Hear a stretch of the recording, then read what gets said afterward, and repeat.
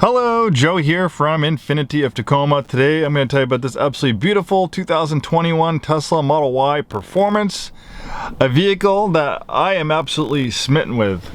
I've had a chance to familiarize myself with Teslas. We have a very big pre-owned business here at Infiniti of Tacoma. We actually have 11 pre-owned Teslas for sale at the time of making this video.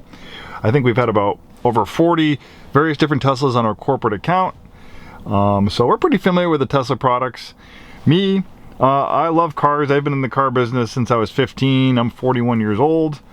And when Tesla came out, I had my eye on it. And when they started selling stock publicly, I bought some back in 2014 and I haven't sold some at all. I've held on to it. And I've recently bought stock in Tesla this year. And, this is not professional investor advice. Do your own research. I'm not telling you to buy Tesla stock. I'm just kind of telling you what I did. So, I pay a lot of attention to Tesla, not only because, we sell them and I like them a lot, but also I'm an investor in the company. And I'm a career car guy and I love cars. And Teslas are almost like a automotive breath of fresh air for me. Being in the luxury car side of things, used car manager, I get to drive and be in lots of cars, but a lot of these gas cars, a lot of different cars, they kind of all look the same to me. Teslas are just so different. I absolutely love them. I think Teslas are the best battery electric vehicles out there, and this is my opinion. It's not, I guess I have, a little bit more credibility, being in the business I'm in and getting to drive different vehicles, but, obviously it's not like, scientific fact, but I think Tesla makes some of the best battery electric vehicles out there. I think they're 5 to 10 years ahead of everyone else in battery technology, and a big part of it is that they've taken electric cars seriously. That's pretty much all they've done since they came out. So when electric cars weren't so in favor, when they weren't so cool, they were, making batteries, and they were doing it. They got a head start pretty much from everyone else. So I'm smitten with this vehicle. The Model Y Performance, actually the Model Y is a crossover version of the Model 3. They're very similar. So the Model Y Performance, you get larger wheels. You get these 21-inch turbine wheels. You get performance brakes, performance brake pedals, lots of different performance upgrades, carbon fiber rear spoiler, and more power. Tesla doesn't really officially, list its power outputs, but I think guessing by the performance, they're estimating it's about 450 horsepower, close to 500 pound-feet of torque, 0 to 60, 3.5 seconds. This thing's an absolute rocket ship with all-wheel drive and no downshifting. Instantaneous throttle response. You have, maximum torque pretty much as soon as you hit the throttle. Roll-on acceleration is unparalleled to any gas car. You don't have to, wait for the vehicle when you step on the gas, passing someone on the highway. You don't have to wait for the vehicle to downshift into a different gear. You don't have to wait for the engine to rev up into its power band. This thing just takes off. Honestly, you're in this Tesla Model Y Performance, there's few other vehicles out in the road that are going to be able to catch you. This thing is an absolute rocket ship, and that's a big reason why I'm smitten with it. Not only is it fast, but it's incredibly smooth. Of an electric vehicle, modulating the throttle, how smooth it is, the throttle response is no comparison to a gas engine vehicle. Gas cars are great, but they've been building gas cars to 100 years. They've pretty much pushed gas cars to their limit. I don't know if there's too much else they can do to really make big improvements in gas cars, but electric cars and battery technology is coming a long way. You have about a 315 mile range on this vehicle when fully charged, and then you have Tesla's amazing supercharger network. And that's the thing, you might be able to find another battery electric vehicle that offers a similar range to Tesla, but people are finding out that when you have a non-Tesla electric vehicle and it comes to finding charging, it's not as simple as it is. A lot of times people go to these chargers, they're broken, they're having trouble with them. I've even heard examples of they found a fast charger, but they see an old dusty gas car that someone parked there forever, probably because no one was using it. And where it's just the opposite with Tesla. You can use the navigation system to find different chargers. There's destination charging, so these are a little bit slower chargers. So if you go to a hotel like the Best Western has a slow charge, you plug it in and then Tesla charges overnight. Then we have level 2 charging, it's a little bit faster. And then we have the supercharging, the level 3 charging, and you know, we have one in Federal Way, we have one in the Auburn Mall. They're all over the place, and Tesla has 30,000 chargers in the world. The majority of them are in the United States, you know, building more and more, and you can get a full charge in about 45 minutes. They always build their superchargers near restaurants, malls, Starbucks, so there's things to do. And this has an LTE cell phone transceiver in it, so if premium connectivity, which is $10 a month and well worth it, you can stream music. Tesla has a great streaming network you can put on Spotify, or if you want to stream music to your phone, you can do that as well. But also when you're supercharging, you can pull out the toy box, you can sketchpad, you can pretend you're on a Mars rover, you can cut an album. There's a multi-track recorder. It's actually kind of comical how much stuff they have.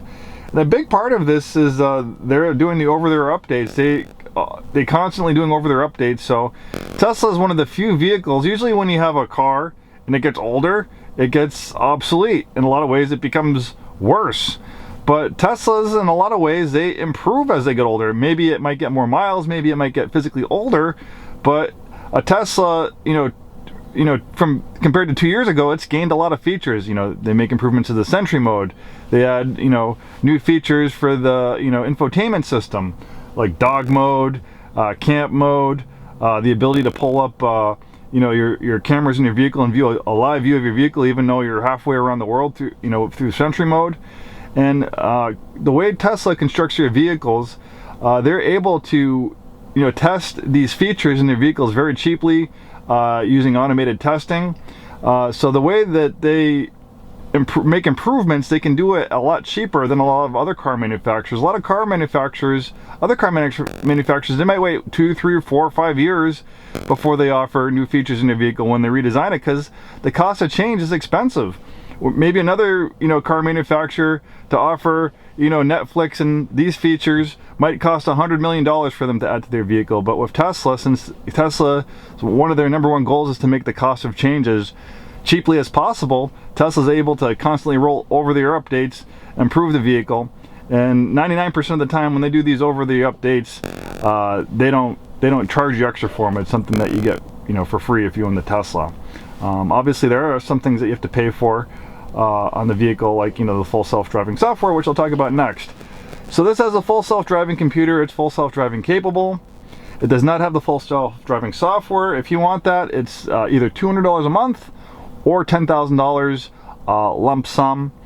I can tell you, full self-driving is still in beta. Obviously, this video might be viewed a couple years from now, but right now, as of December 2021, full self-driving is still in beta. So even though if you have the software and you're utilizing it, you need to keep your hand in the wheel. You need to pay attention and be ready to intervene. It's cool stuff, but it's not like you can, you know, read a book or take a nap while the car drives itself. It's not at that point yet, but I think Tesla will be the first to achieve that goal.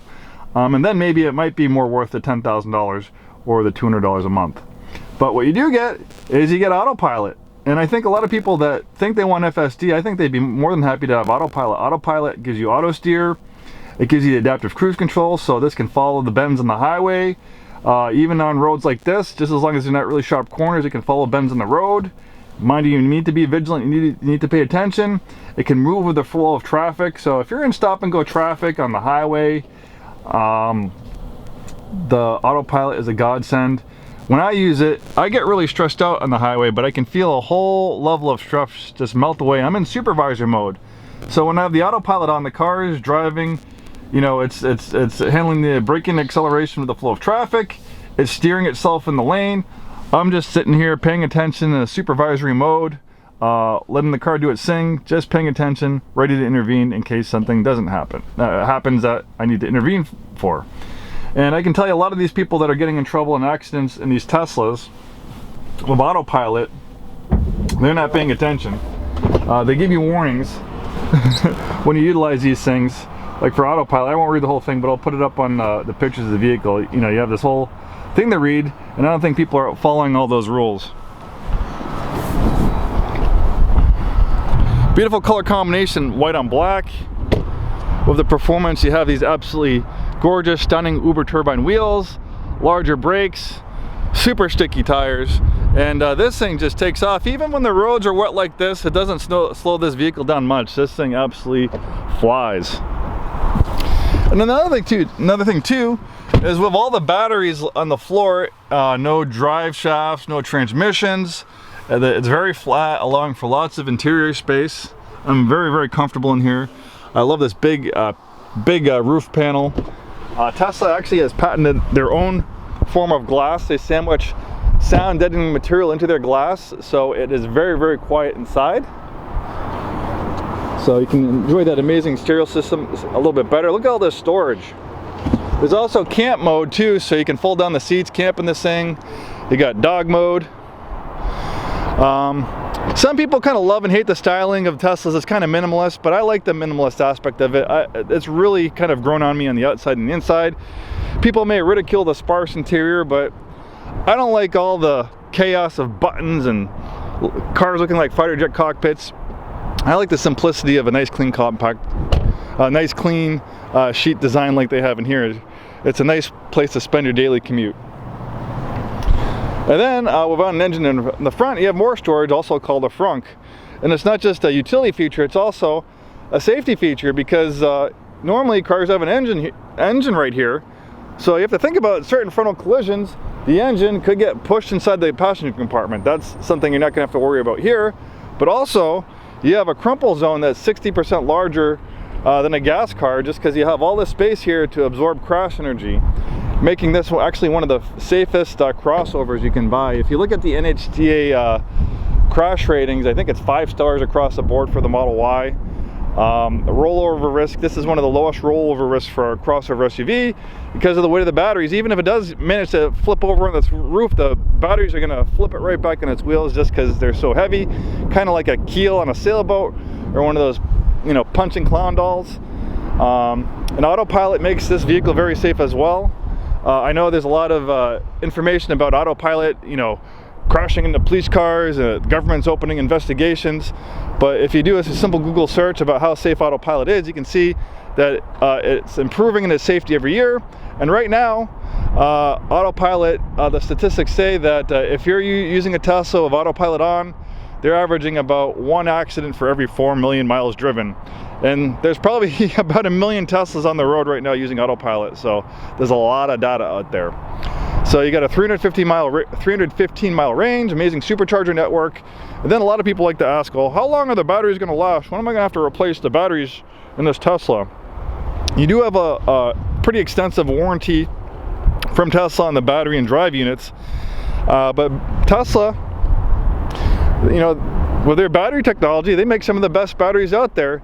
And there's a lot of research. We have Teslas now with 200, 300, 400,000 miles, so they know battery degradation. On average, you know, it can be, you know, different for each vehicle, but on average, the battery degradation is sometimes about 1% a year, 0.5% a year. So maybe you have a 20-year-old Tesla, you still have 10 to, you know, you've only lost about 10 to 20% of battery capacity. So the battery could still be at 80, 90% capacity, 20 years old with 200,000 miles.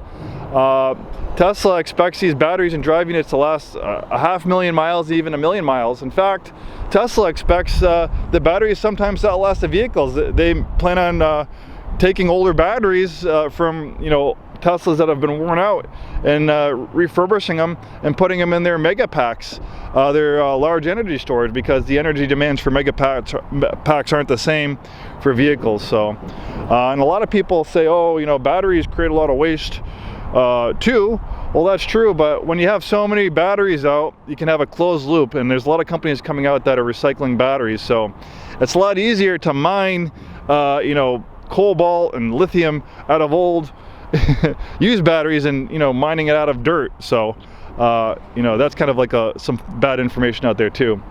I think this is one of the best battery electric crossovers out there. I think it's one of the best crossovers out there. I wish I could afford it, honestly. It's not in the cards right now for me. I have 2 kids in daycare, but maybe you know, when the money loosens up, I might get myself a Tesla Model Y. I'm absolutely smitten with it. hopefully a performance brand. And I know you're saying, well, what about Infiniti? Well, I've worked for Infiniti for 17 years. I own 2 Infinitis. I have 4 gas cars in my driveway. My next car is going to be a battery electric vehicle. Infiniti doesn't have any electric cars right now. Maybe they might come out one when I'm ready to buy an EV, and I might consider it. But until Infiniti comes out with an EV, when I buy my next EV, it's either going to be a Model 3 or a Model Y. They are absolutely amazing. Thanks for watching this video. Hope to see you soon, and have a wonderful day.